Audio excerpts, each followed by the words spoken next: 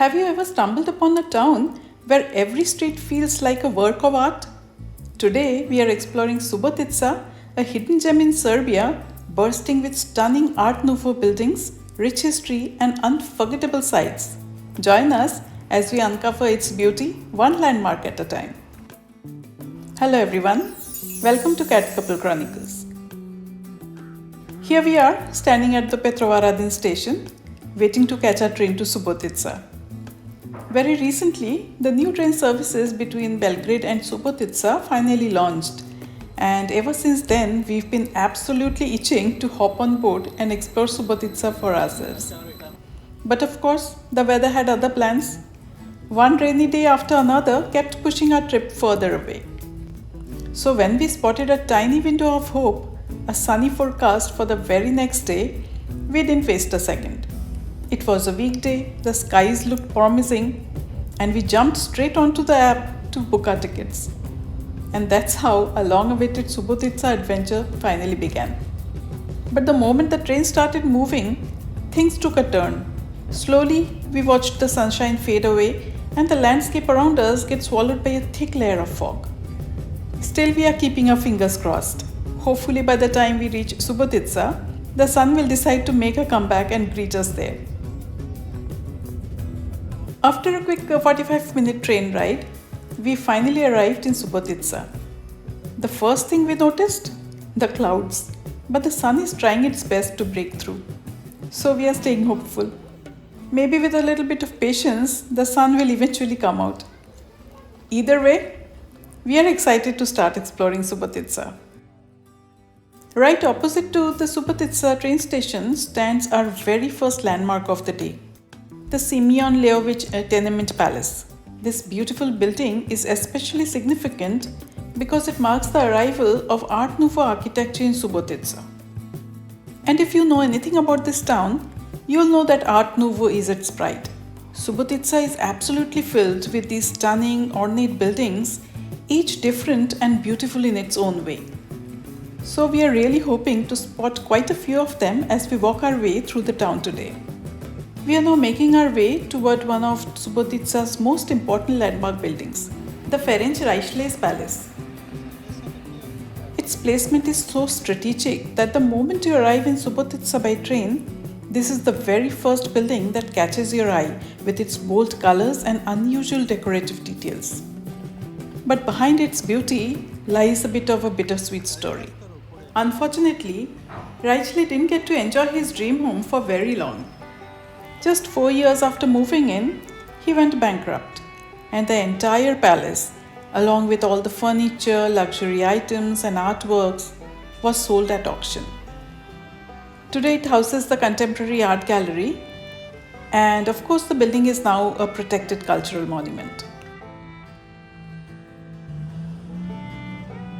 We are now heading towards the town center, and this area is known for some truly remarkable Art Nouveau buildings.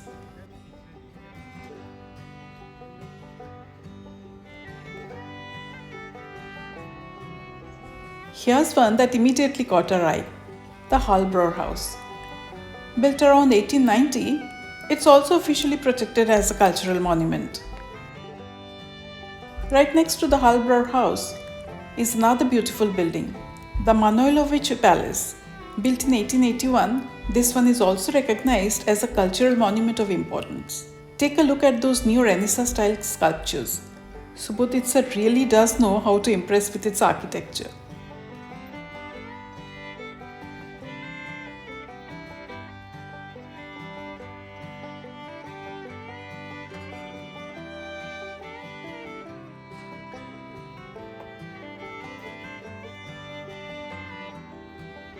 Just a short walk from here is the Subotica Savings Bank Palace.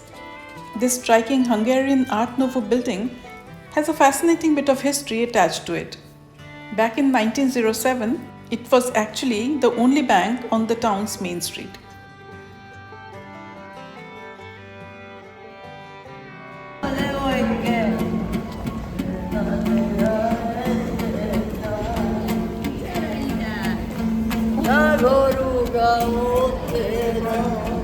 And this right here is the Voynich Palace, What makes this building especially interesting is its origin story.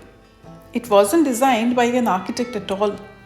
Instead, it was created by a bricklayer from Budapest named János Jedlicka. Here we are at Liberty Square, and right in front of us stands the magnificent City Hall. Unlike many European cities, where the town center is dominated by a cathedral or a church, Subotica proudly showcases its City Hall at the very heart of the city. Its location, grand scale, and the intricate Hungarian Art Nouveau design make it more than just a functional building. Its tower soars 76 meters high, with the Belvedere sitting at 45.5 meters, offering what must be an unforgettable panoramic view of Subotica and the surrounding area. Visits inside the City Hall are also possible at noon and by prior appointment, so that will have to wait for another day. Today our schedule is a bit tighter.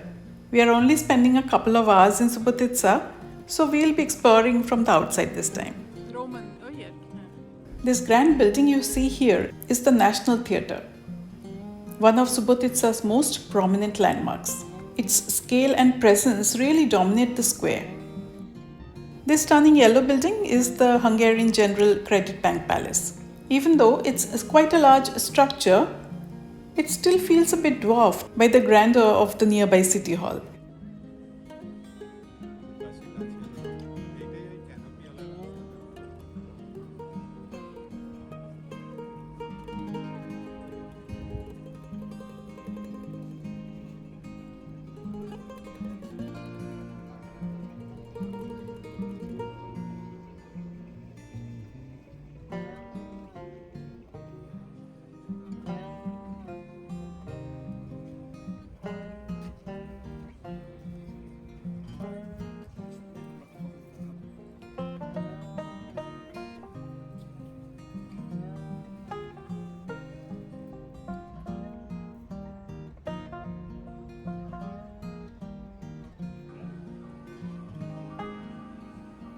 This elegant structure is the monument of the Holy Trinity, built way back in 1815.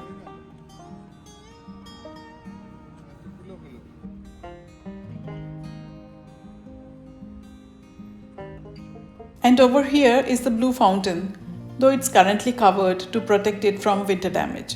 So this is another spot we'll have to save for our next visit.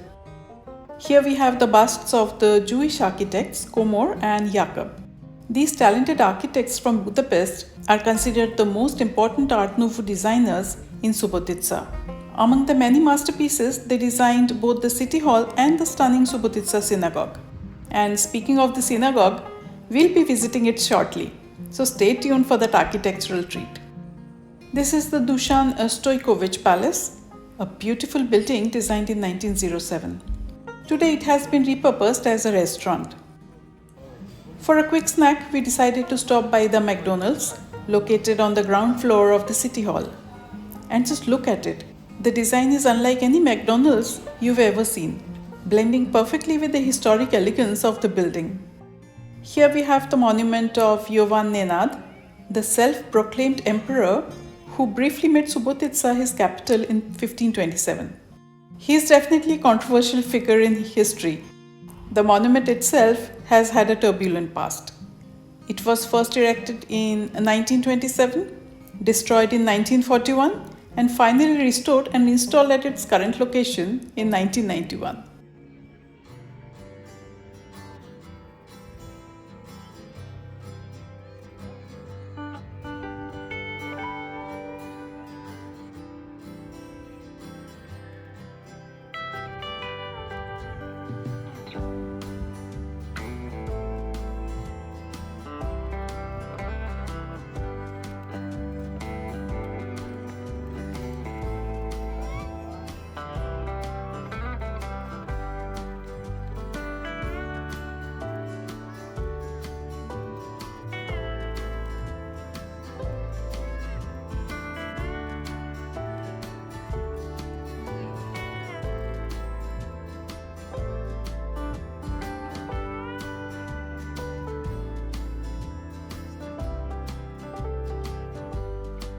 Right now, we are standing in front of the City Library, one of Subotica's oldest cultural institutions. While the library was founded back in 1892, it moved into this beautiful building in 1953.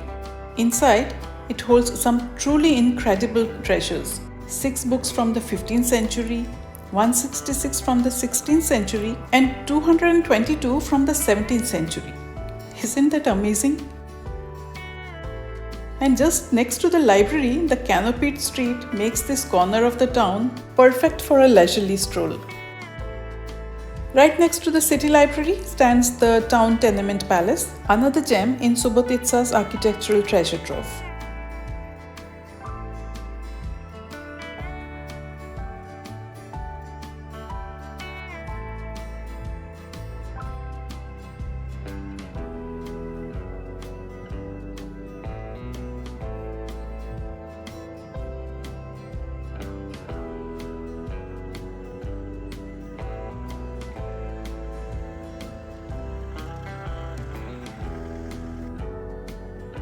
I think this is the most beautiful pigeon I've ever seen. Just look at those markings.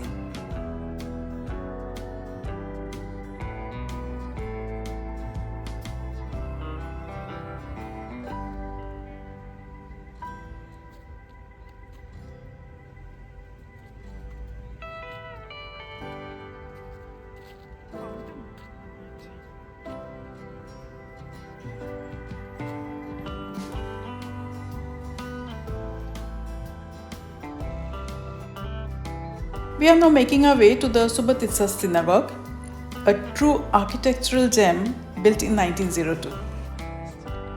What makes it so exceptional is that it's the only synagogue in Europe to incorporate elements of Hungarian Art Nouveau, giving it a look unlike any other. Back in the late 1980s, the synagogue even hosted a number of theatre performances, adding a cultural twist to its history. Today, it's one of the most popular tourist attractions in Subotica. The entry fee is 250 Serbian dinars per person.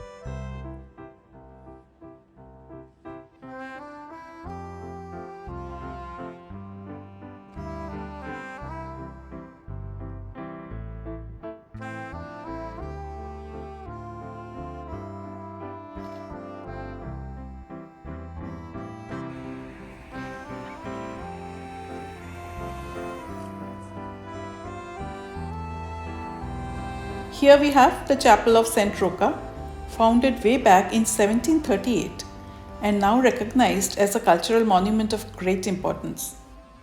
The chapel is dedicated to St. Roca, who is traditionally seen as the protector against the plague, a disease that tragically claimed many lives in Subotica during that era. And that wraps up our short but unforgettable visit to Subotica. We only had a few hours, but it's clear there's so much more to explore here, and we can't wait to come back. If you've enjoyed this little tour, make sure to check out our other adventures. Until next time, Keep exploring and discovering the hidden gems around you.